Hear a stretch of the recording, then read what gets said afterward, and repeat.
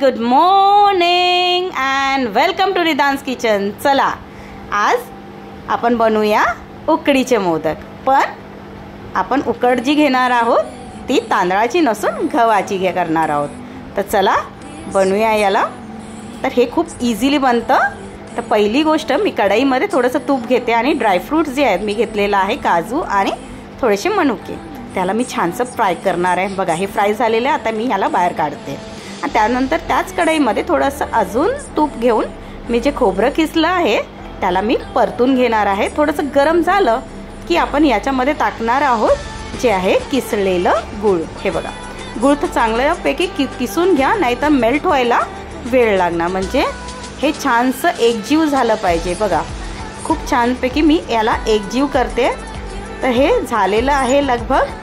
तर याच्यानंतर आपण काय करणार आहोत, तर याच्यामध्ये जे ड्रायफ्रूट्स आपण घेतलेले होते, जसं मनुके मी टाकते आणि जे काजू घेतले मी त्याला थोडंसं क्रश केलेलं आहे आणि ते ह्याच्यामध्ये मी टाकत आहे आणि वेलायची पावडर टाकते आणि याला छानपैकी परत एकदा आपण मिक्स करणार आहोत, एकजीव करणार आहोत। बघा तर हे या प्रकारे आपलं मोदकाचं जे मिक्सचर आहे ते बनून तयार झालेलं आहे। हे बघा आतलं जे सारण आहे ते तयार झालेलं आहे। खूप सुंदर आणि टेस्टी लागतं।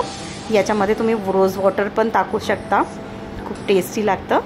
तर हे बघा त्याला मस्त वास येतो त्याने।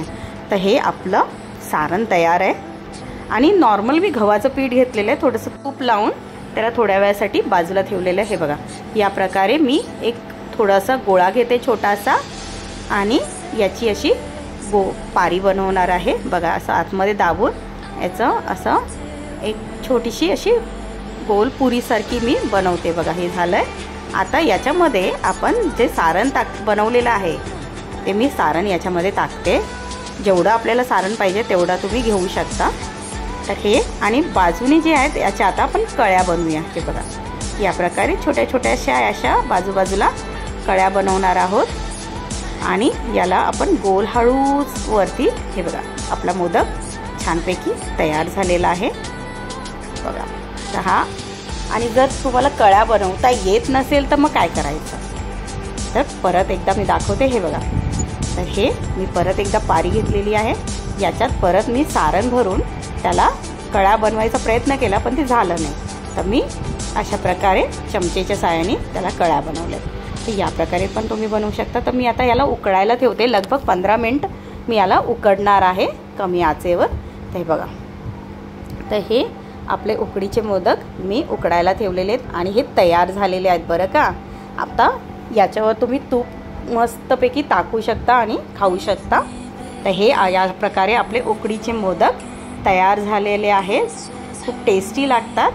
तांदळाचे पण तुम्ही बनवू शकता, पण हे मी गव्हाचे ट्राय केले कसे लागतात।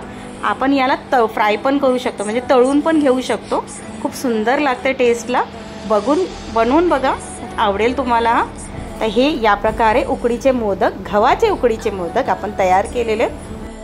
हा व्हिडिओ जर तुम्हाला पसंत आलेला आहे किंवा आवडलेला आहे तर लाईक करा, सबस्क्राईब करा आणि हां बेल आयकन दाबायला विसरू नका। बोला गणपती बाप्पा मोरया। या प्रकारे मोदक बनवून पहा, तुम्हाला आवडेल। धन्यवाद।